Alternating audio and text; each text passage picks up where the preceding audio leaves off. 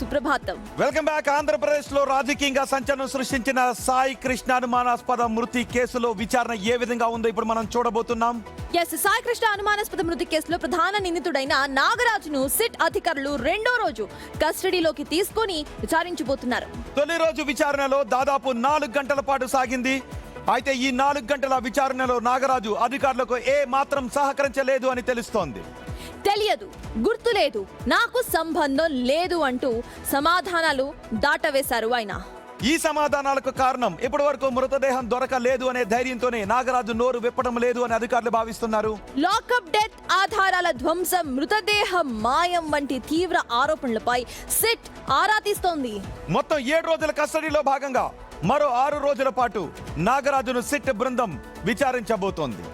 ఇదే అంశంపై more details మా ప్రతినిధి కాంతి అందిస్తారు. కాంతి, చెప్పండి. ఇప్పటికే 2 రోజుల విచారణ పూర్తయింది. రెండో రోజు విచారణ ఈ రోజు. అయితే ఇప్పటి వరకు తెలియదు, గుర్తులేదు అనే సమాధానాలే వినిపిస్తున్నట్టు తెలుస్తోంది. మరి విచారణ అధికారులు ఇంకేమైనా రూట్ మార్చే అవకాశం ఉందా?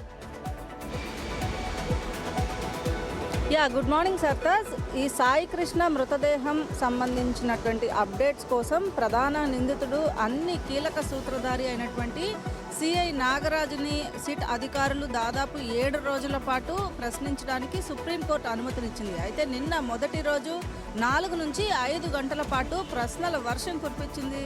అయినప్పటికీ కూడా నాగరాజు నుంచి ఎటువంటి సమాధానము, స్పందన సరిగా లేదు అనేది సిట్ అధికారులు చెప్తూ ఉన్నారు. ముఖ్యంగా సిట్ అధికారులు అడిగినటువంటి ప్రశ్నలన్నిటికీ కూడా దాటవేసే సమాధానం చెప్పారు. ఖచ్చితంగా నాకు ఏమీ తెలియదు, సీసీ ఫుటేజ్ ఎందుకు డిలీట్ అయింది అంటే నాకు సంబంధం లేదు, అది టెక్నికల్ వాళ్ళని అడగండి, ఇటువంటి సమాధానాలు ఇస్తూ ఉన్న నేపథ్యంలో సాయి కృష్ణ మృతదేహ లభ్యానికి సంబంధించినటువంటి విషయంలో సిట్ అధికారులకు కొన్న కీలకమైనటువంటి సమాచారం నాగరాజుని అదుపులోకి తీసుకుని విచారిస్తే వస్తుంది అని భావించారు. అయితే మొదటి రోజు మాత్రం నాగరాజు ఇచ్చినటువంటి సమాధానాల మీద ఒకవేళ నాగరాజు ఇదే ఈ 6 రోజులు కూడా ఇలాగే తెలియదు, ఎందుకంటే ఆడియో వీడియో ఉంటుంది కాబట్టి అధికారులు జస్ట్ క్వశ్చన్స్ ముందుంచడం, ఆన్సర్స్ తీసుకోవడం మాత్రమే ఉంటుంది. సో ఈ 6 రోజులు కూడా నాగరాజు తెలియదు అని చెబితే పోలీసుల దగ్గర ఉన్న అదర్ ఆప్షన్స్ ఏంటి? పోలీసులు ఇప్పటికే సేకరించిన ఎవిడెన్స్లు ఏంటి? ఈ కేసులో ఎలా ముందుకు వెళ్తారు? రోహిత్, ఈ కేసుకి సంబంధించినంత వరకు ఇప్పటికే 6గురిని అరెస్ట్ చేశారు. నాగరాజుతో పాటు కీలక నిందితులుగా ఉన్నటువంటి అశోక్, నాని ఇద్దరిని కూడా ఇతని ముందు అంటే నాగరాజు ముందు ప్రశ్నించే అవకాశం కనిపిస్తుంది. వాళ్ళు ఇచ్చినటువంటి సమాచారం, అలాగే మిగిలిన ఈ 3 కాకుండా మరొక 3 కూడా అరెస్టు చేశారు. వారు ఇచ్చినటువంటి సమాచారంతో పాటు సీన్ రీకన్స్ట్రక్షన్ చేసే అవకాశం కూడా కనిపిస్తోంది.